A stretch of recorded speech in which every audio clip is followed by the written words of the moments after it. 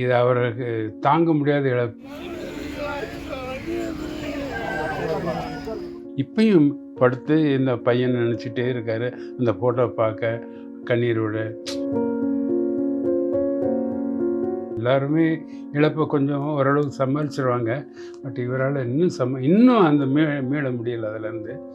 இத மறக்கிறதுக்காக வேண்டி தான் திரும்ப நாங்க இங்கேருந்து எங்க பொண்ணு வந்து மலேசியா கூட்டு போனா. அங்க போயிட்டு ட்ரீட்மெண்ட் எடுத்துட்டு, அவரோட உடல்நிலை கொஞ்சம் பார்க்கலாம் அப்படின்னு சொல்லி, அங்க போயும் கூட அவருக்கு இதே நினைப்பு தான். அந்த பையனுடைய நினைப்பு வந்து ரொம்ப பாதிச்சிருச்சு. இன்னும் அவருக்கு வேற வேற எதுல என்ன இவ்வளோ புகழ் இருக்கு, இவ்வளோ பணம் இருக்கு, எல்லாமே இருக்கு.